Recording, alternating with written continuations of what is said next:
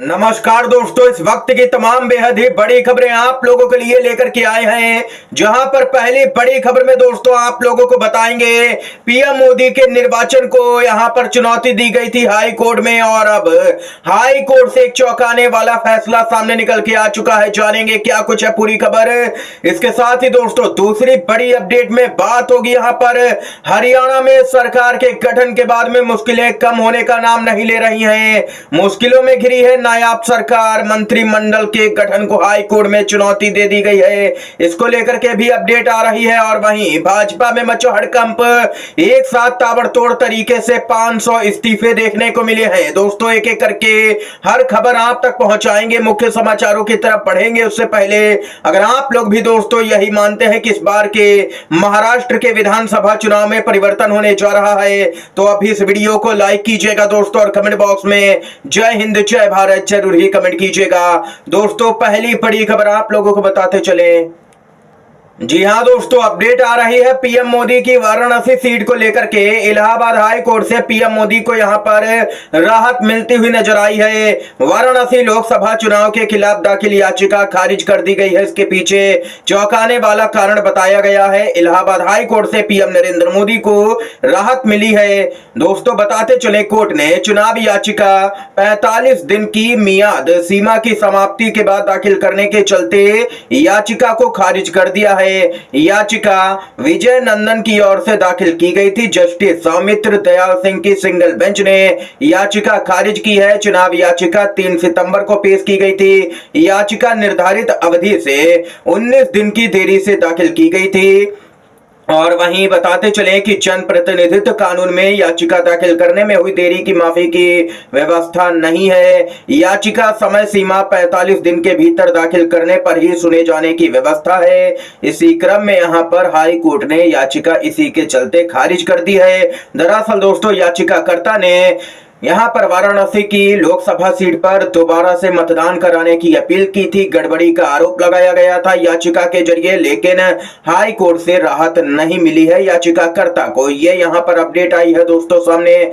दोस्तों याचिका में पीएम मोदी के निर्वाचन को भी रद्द करने की मांग की गई थी, लेकिन हाई कोर्ट ने याचिका को रद्द कर दिया है। इसके साथ ही हरियाणा की नई नवेली बीजेपी सरकार की मुश्किलें बढ़ चुकी हैं। मुश्किलों में घिरी नायाब सरकार, मंत्रिमंडल के गठन को हाई कोर्ट में चुनौती दे दी गई है। आखिर क्या है पूरा मामला बताते चले।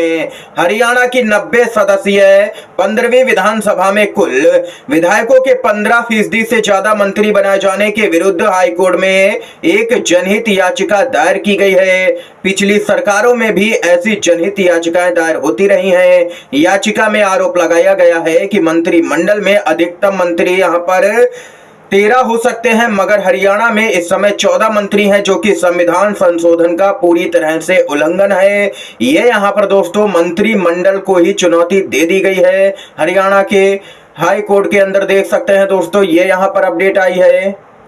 इतना ही नहीं दोस्तों, याचिका में आरोप लगाया गया है कि हरियाणा की सरकार के द्वारा जो मंत्री पद और कैबिनेट रैंक बांटी गई है उसका सीधा असर जनता पर पड़ रहा है। विधायकों को खुश करने के लिए मंत्रियों की संख्या बढ़ाई जा रही है और उनको भुगतान जनता की गाढ़ी कमाई से किया जाता है।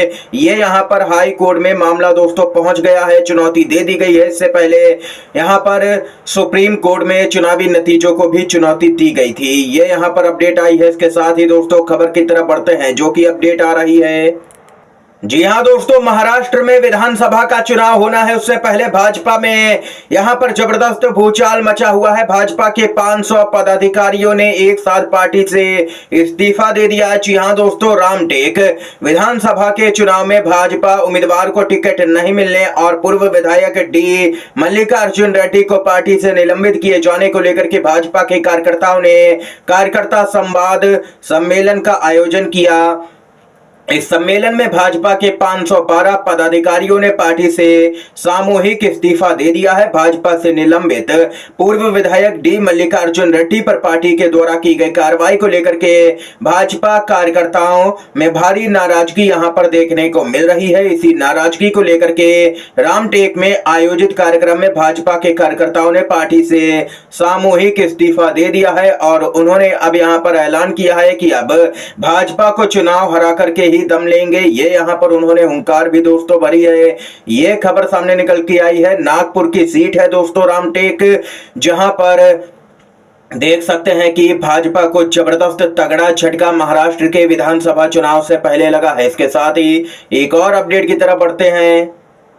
जी हां दोस्तों, अपडेट आ रही है, बड़ी ब्रेकिंग न्यूज। महाराष्ट्र में एआईएमआईएम के कार्यकारी अध्यक्ष अब्दुल गफ्फार कादरी ने पार्टी से इस्तीफा दे दिया है। उन्होंने एआईएमआईएम नेताओं पर बीजेपी से पैसे लेने और अपना एजेंडा चलाने का आरोप लगाया है। काफी गंभीर आरोप लगा दिया है। बीजेपी की बी टीम का असली चेहरा उजागर कर दिया है उन्होंने खुद सामने आकर के। देख सकते हैं कि एआईएमआईएम भाजपा के साथ में मिली हुई है। ये यहाँ पर एआईएमआईएम से इस्तीफा देते हुए कार्यकारी अध्यक्ष अब्दुल गफ्फार कादरी ने बड़ा आरोप लगा दिया है।